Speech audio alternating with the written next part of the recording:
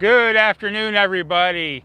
My name is Brad, and welcome to Plane Savers. It's 41 degrees out today and partly cloudy.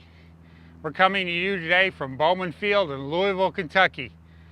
We want to share a little bit with our Plane Savers fans about the history of Bowman Field and its connection with the DC-3 and C-47. Bowman Field is Kentucky's first commercial airport and is the oldest continually operating commercial airfield in North America.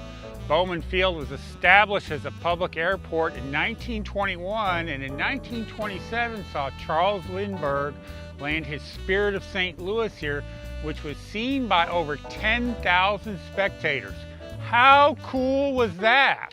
Behind me is the old administration building, as we call it today, the old terminal building. Built in 1929, this building is on the Register for Historic Places. During the 1930s, both Eastern Airlines and TWA operated a passenger and mail service until 1947, both using the DC-3. During World War II, Bowman Field was the home base for the training of the U.S. Army Air Force's flight surgeons and nurses. They also did glider training with the C-47. So in case you're wanting to visit Bowman Field consists of approximately 426 acres, has 2 runways, one approximately 4,300 feet long, another of 3,500 feet long, has 2 FBOs, is home to numerous single-engine and twin-engine civilian aircraft, and is located 5 miles from downtown Louisville, and is surrounded by the city of St. Matthews.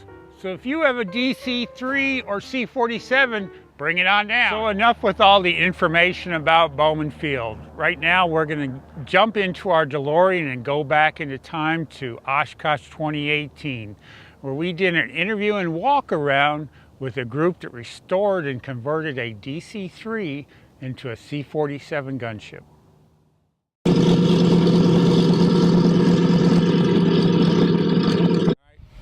All right, here we are at EAA Oshkosh AirVenture 2018. We are standing in front of a AC-47 gunship. This is a little bit different modification from the original C-130. These were used in Vietnam as aerial gunner support, night interdiction. They were armed with some miniguns. We're going to talk about that a little bit later, but most important thing, we have Robert Rice here with us. This is his aircraft. Is this the first time you brought it to Oshkosh? No, this is about the 4th time we've been up here. Okay. We usually come about every 2 years or so. And you guys are out of Topeka, Kansas? We are. Okay. And I'm going to kind of turn it over to Robert. I'll just start with, we're the American Flight Museum. We're a nonprofit organization. We started in 1997. We're based at Forbes Field in Topeka, Kansas. And this is our AC-47 gunship.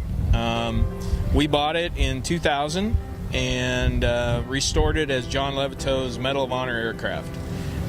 John got the Medal of Honor during the Vietnam War for saving the aircraft and crew by throwing out a live flare. Just a little bit of history about our airplane. It was built in 1944. Serial number is 4316369, and actually went over to England in August 44. So did miss D-Day, but was there for the rest of the war with the 436 Troop Carrier Group. And obviously it participated in the Battle of the Bulge, the Crossing of the Rhine, all the other combat missions associated with that. After the war, it came back to the United States and stayed stateside.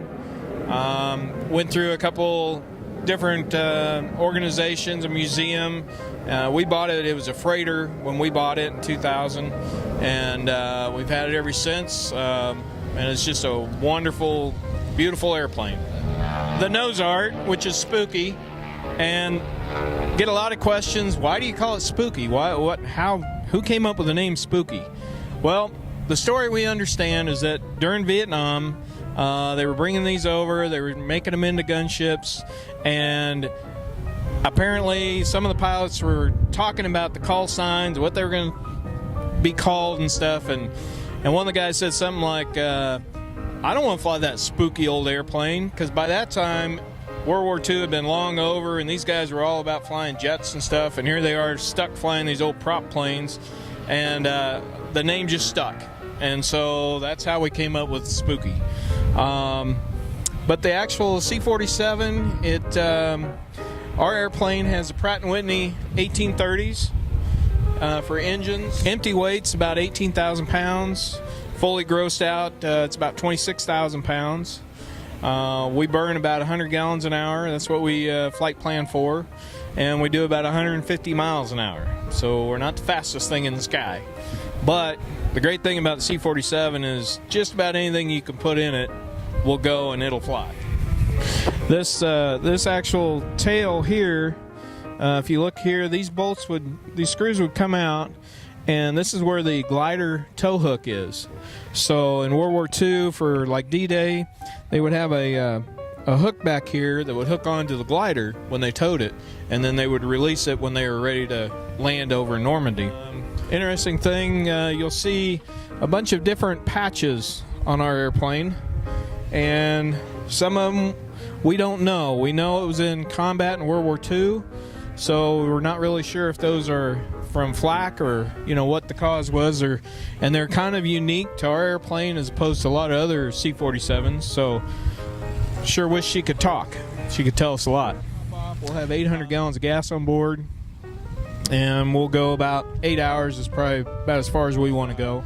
Essentially, this was a stock C-47 that the Air Force used. They really didn't modify it other than making some ports on the side for the miniguns, and then, of course, the mountings inside and the electronics to make them operate. And then also, a lot of people don't understand, the pilot had a gun sight on his left-hand side of his window. So they actually, when they shot at a target, they orbited the area in a left-hand circle. What did a 20-degree angle approximately? Yeah, like you were saying, the pilot had a gun sight off to his left side, and it was actually taken from the A-1 Sky Raider. It's the same gun sight. And so what they would do is they, of course, flew at night, and they would fly in about a 15-degree bank, and the miniguns themselves are declined about 15 degrees. So you'd have about a 30-degree angle of bank on the guns.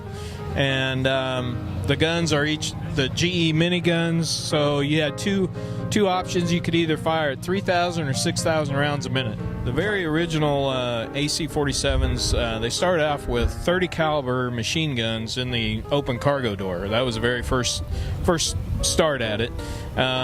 They went out, they flew it, and they said, "Hey, this actually works. Let's get some bigger guns and better guns and faster guns."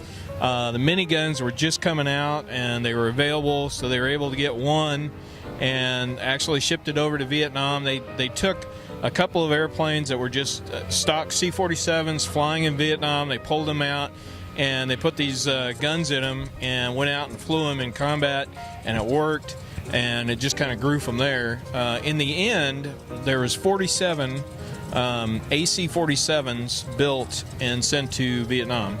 The thing about it, all of the aircraft that were flown over there were left in Vietnam and given to the other countries, Thailand, Cambodia, South Vietnam. So none of those real AC-47s came back to the United States.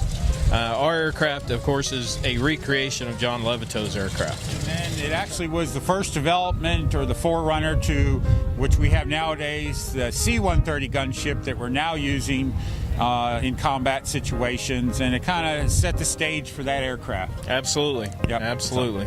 Okay. So very good, Robert. Thank you for your time, and thank you for being with us. Have a good Oshkosh.